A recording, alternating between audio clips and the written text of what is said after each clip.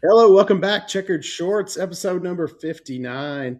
And we have a race just right around the corner. So we're going to be talking pre race. But before we get into any of that, let's go with the history for the number 59. Yep, 1959. Indianapolis 500 winner that year was Roger Ward. I'll come back to Roger in just a second, but in 1959, what we now know as the scoring pylon was installed at IMS at the end of the south end of Pitt Road. So I know the three of us have talked about when we've traveled to other places how much we enjoy seeing that pylon at those tracks, and the tracks that don't have it, it's pretty frustrating for spectators. So, but that all started in 1959 at IMS. Back to Roger real quick, 1959 winner. He also won in 1962. He was a former World War II fighter pilot.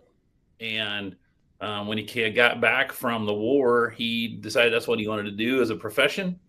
And so he was still doing that for the military, and a track opened up in the area, and he thought, oh, let's give this a shot, and really got hooked on race cars and driving race cars. So, but then later, after he retired from racing himself, he did some work for the IMS radio station, a radio broadcast, and actually is the designer of what we call the Tricky Triangle, the Pocono Raceway. So okay. Roger Ward was the person who designed that track, and he patterned each of those three turns after three of his favorite turns on the circuit. So a little bit about Roger Ward, 1959 Indianapolis 500 winner. So I don't know if it was actually Roger or someone else that has a similar background, but when I toured the museum, I know that the exhibits change frequently, but there was an exhibit of someone who was a fighter pilot and had his fighter pilot suit on that second floor. I think that's Eddie Rickenbacker, who was a former World War I fighter pilot, and then actually owned the Speedway before Tony Hawk. Okay, that makes more sense to be there at the IMS Museum. Definitely a historical connection between race car drivers and fighter pilots. You got to be nuts to do both of them. Yeah. I mean, I can imagine why, right? Right. For sure. Cool. 59. It's this 3 weeks in a row we got racing. And we've had yellow flags. We've had some drama. We've had an oval in there. So, Keith, what do you got? Take it away. Post-race apology? Yeah, right. Yeah, so let's talk about our power rankings. There was some movement. We had some messages back and forth about other people's power rankings and how some of them seemed kind of a little off the wall, and then some of the decisions maybe that some of us made that may have seemed a little off. But let's share the power rankings for the Checkered Shorts crew. Sure. We'll just give you the top 10.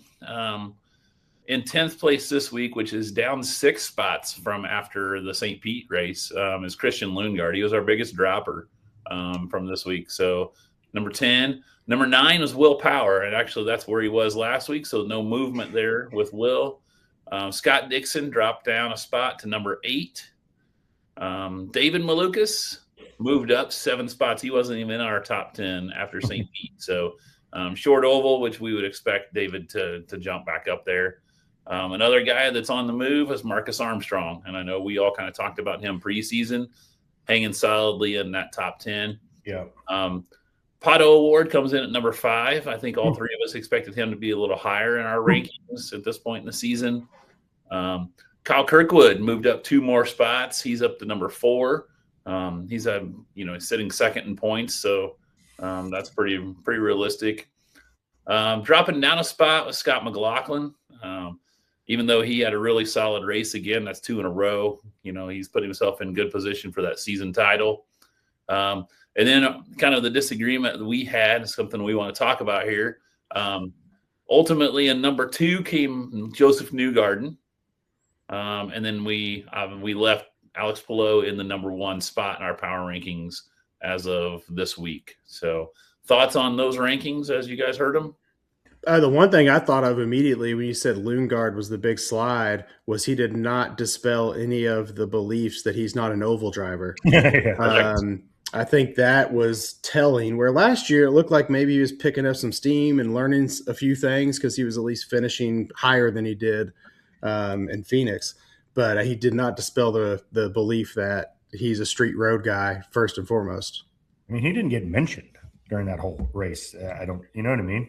But even quals were pretty bad, I think. Yes. So, I mean, I think the Palou Newgarden dispute, we hashed it out a little bit, but and even in the quote unquote professionals rankings, some of them didn't have Palou number one. My argument is, at any given week, who would you take, Palou or Newgarden? Yep. And my answer still is going to be Palou right now. I always rank mine with the mindset of how I think they'll finish the year. And it would be crazy to bet. It's kind of counterproductive. I was the one dissenter who put Newgarden in the number one spot in my power rankings. But and it's kind of counterintuitive to say that, your expectation is Palou's going to finish with the championship. I mean, if history tells you anything, 4 out of 4 years or 4 times he's won the thing. But for some reason, for me, just seeing the way Newgarden charged at the end, the way Penske has performed in the early part of this season after what appeared to be a disaster, you just know they're the best team. Chip's got a great team, but Penske is the team, and they're performing at their highest. And so to me, with Newgarden being on a contract year, trying to prove something after some bad years, Penske itself is an entire organization. I just got this feeling that we're going to see Penske dominate with those 3 drivers for a better part of the season. Yeah, when you texted that, you're like, I mean, Newgarden's on a roll. He had a good St. Pete for all, everything involved, starting towards the back of the field, finished 7th, obviously won that race. And then you mentioned in the text that he won the last race of last year. So pretty darn good momentum. And that interview was so Joseph at the end of the race in Phoenix. It was a Penske. That's how you remember Joseph from a couple years ago when he was dominating. So definitely a solid argument. Yeah. I mean, this is the first time in the history of the Checkered Shorts power rankings that Palou has not been the unanimous number one. Yeah, that's a good point. Yeah. So that's exciting. I mean, maybe not for Alex, but for us as fans to know that, hey, there's competition at the top now. And, a McLaughlin or a Kirkwood jumps up there this week and gets a victory. Like, maybe we're throwing them in that mix. And so I think we truly have some real competition. This may be the deepest field I can remember with IndyCar. I know they didn't make my top 10, but there are several guys sitting right outside that. I mean, we just saw what Christian Rasmussen did on a short oval, and we don't have him in our top 10. I know he didn't finish it, but man, the kid is talented, and he's not in our top 10. So I think we have some real talent in this series now. I might have just been getting a little itchy too, and I wanted to pull the trigger on voting for someone else finally after doing it week over week, season over season. So maybe I was just feeling the itch and wanted to roll the dice. I mean, I am not a Newgarden fan, but if it's Palou who's not the most personable in the paddock versus a Newgarden, it definitely make for interesting what the fan base thinks, and if Fox can take off with it, something like that, get a real back and forth throughout the season would be killer. And Palou's 5th in points right now. Yeah, only 19 points behind. And it is the American Open Wheel Series, and we keep saying it is America's racing. It's kind of cool to see a guy from the United States representing and finishing up there, and we got a lot of guys in the top 10. Yeah, I wouldn't hate it if Newgarden stays up there. If that makes any sense, something different and something that can battle him, that would be good. Yeah. All right, so rolling into this coming race, here we are, another race on top of another race. That's exciting, makes for fun podcasting and fun fanhood for sure. What about the track? It's brand new for sure, but Pat, tell us a little bit about what we can expect from that. Yeah, 2.73 miler, 70 laps.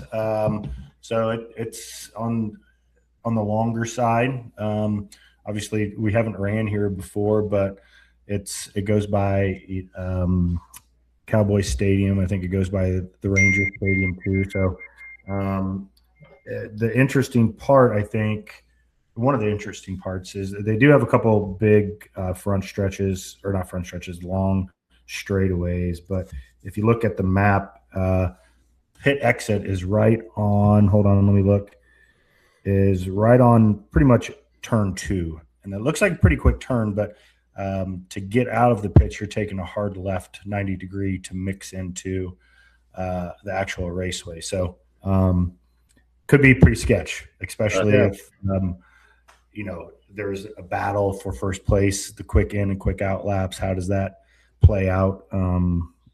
It's a split pit lane as well. So you've got 2 lanes of traffic coming out that are going to be then merging into what's on the track. So this is, those of you that are Central Indiana people, this is Carmel, Indiana on a Friday at 5 o'clock here. Yeah, a big chicane, almost, if you want to call it that, in turn 5, right by AT&T Stadium. It's a big U-turn. So that'll be interesting. Especially, I think that's turn 4, and then 5 is the big U-turn. I think that'll be a really interesting. Nothing else really like it on the circuit. That first lap, cars are still going to be 2x2. I don't know how wide it is there, but should make for some interesting racing. I mean, entering the pit's similar too, isn't it? It's kind of like the pit lane runs perpendicular to the track, and you got to hit whatever speed when you enter there.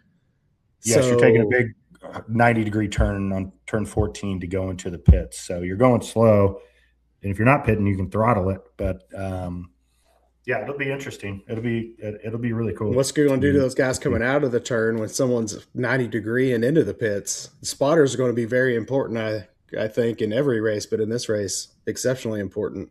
Yeah, looking at it, so turn 3, you have a big turn 4, 5, 6, 7, 8 are all pretty slow turns. 9, and then you have a huge straightaway to 10. They're calling an 11 a turn. It's just a jaunt over to your right hand side. 12 is a big turn. So it'll be, once you get past that big number 9 turn, it'll be really racy, I think. Well, I think they said, kind of the prediction is those cars will be able to get up to about 180 miles per hour coming down that backstretch. As long as that is, if there's any competition there, that could make some good passing opportunity there.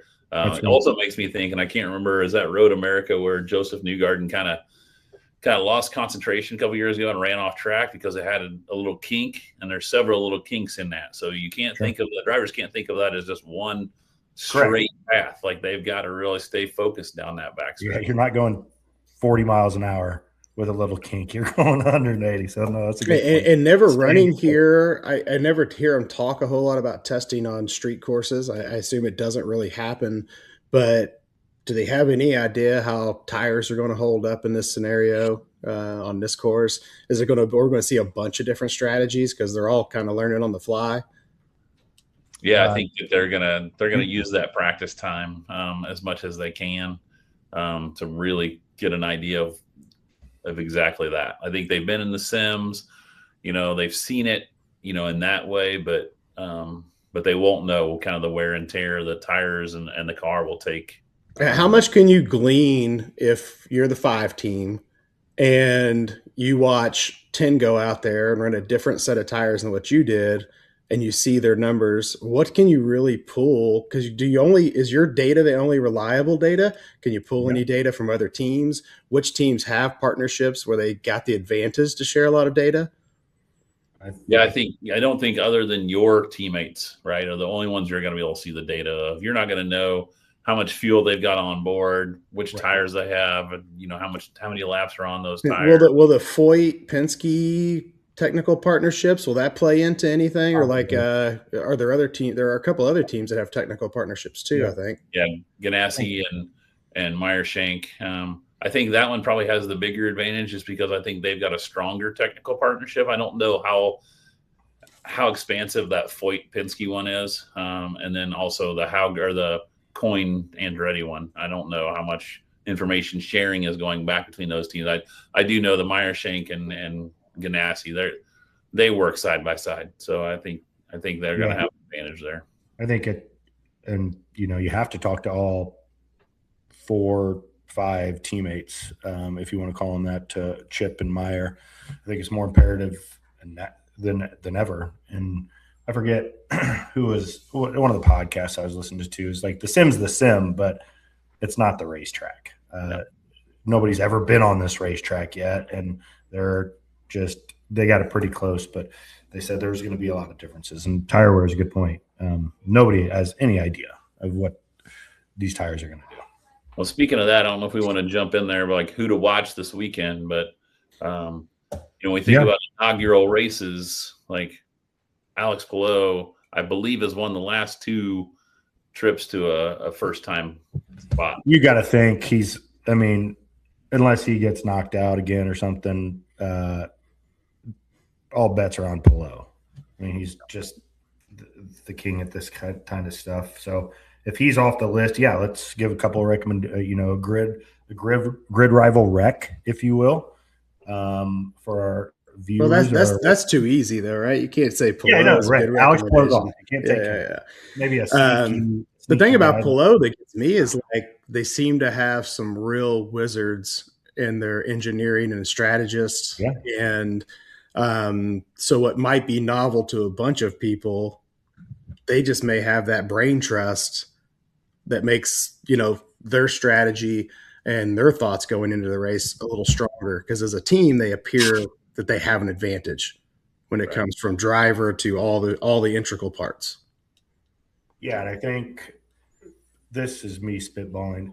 I mean, I would think that a road course is probably where the engineer has the most leeway in a car. I think it's a lot more driver in these situations. On an oval and speedway, you need to have that thing tuned up, locked up, swaying the right way.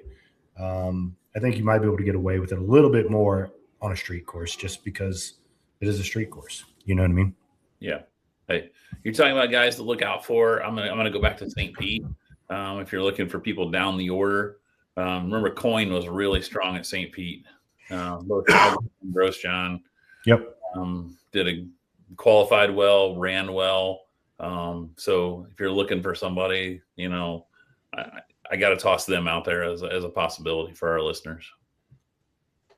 I'm going to go Dixon. He's kind of an underdog here this season, and I just think he'll figure out a way to wheel around this new track.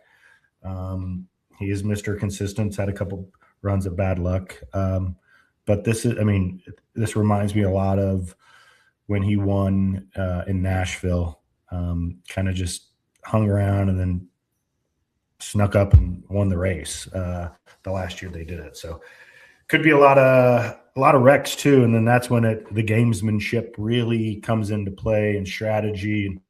One of the best at it, I think. So my pick would be more like that middle shelf bourbon that you find that is a good bargain, but also goes down smooth. I'm going to go with Rahal because I feel like RLL is onto something here. And I think his experience, he is as experienced as we talk about. We talk about the older guys. We talk about Dixon and his experience. Rahal's got a wealth of experience too. And it seems like they got something really kind of hitting for the team right now. There, you can see glimpses of the changes they've made and the impact that it's having. And so I think for Rahal, that's a pretty good bargain when you can pick him up for the amount of contract. Great call. I'll make a couple of points to that. One of the things I was going to mention, momentum means a lot in IndyCar, and you just called it. Like RLL got some good momentum going last week at Phoenix with what Mick and Graham did. And then the second thing, because of that, and because they qualified 3rd and 4th last week, they've got really good pit placement. So if you look at the kind of the pit structure, they're sitting front to back. I think they're 2nd and 3rd on the left-hand side of the pit lane. And we know, having a clear entrance, clear exit, and being the farther up in that is a positive. So them being in that place could work out well for them. Good call. And I think it in some aspects it is a crapshoot. It is a new course, and one of these Ray Halls or a Grosjean or a Dennis Hauger might figure that system out. And just because it's not a course where it has a whole bunch of data and you can look back 10 years that you have, so somebody might be able to sneak up. And we're talking about a recommendation to score you points on grid rivals. Don't get it twisted. I'm not even talking podium necessarily for Graham Rahal, but for what you're going to spend, and you could even make him your star driver for the race and get extra points. I think he's as likely as anyone to finish in the top 10 in this race. Correct. No, I think those are 3 strong wrecks for sure. So. All right, you guys have anything to add gearing up for this race? I don't know if you'll talk about like times. They got to practice on Friday, 4:00 on FS2, and then practice 2 is at 9:30 a.m. on Saturday, and then qualifications start at 2:30. So 2:30 to about 4 will be qualifications. Don't forget the fast 6 is 1 start time, so that's a nice little tidbit.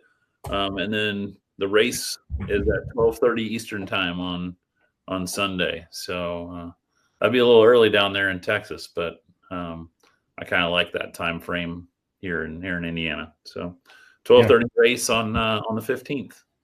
Should we talk about the Phoenix results of viewership real quick? Oh yeah, good point. Yeah, 1.247 million, so 1.2 million basically.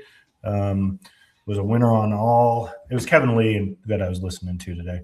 A win on all accounts, it sounds like.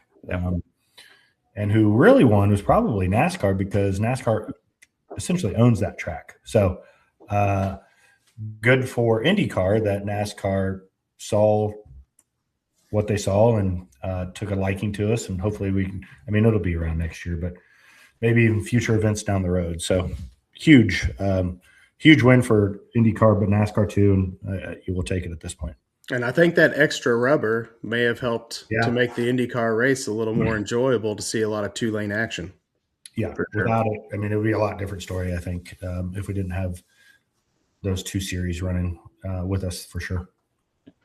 And I know the next time, as we start thinking, we'll have a week off after this race, but I know we'll start talking Indy 500 field. But one announcement this week: Connor Daly is signed with Dreyer Reinbold, which they've been a strong competitor there for years.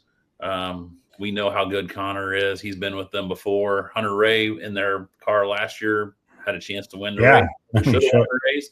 So we know Connor's going to have a shot. I know he's excited. Dennis Reinbold's excited to have him in the car. So congrats to Connor on pulling that ride, and good luck in May.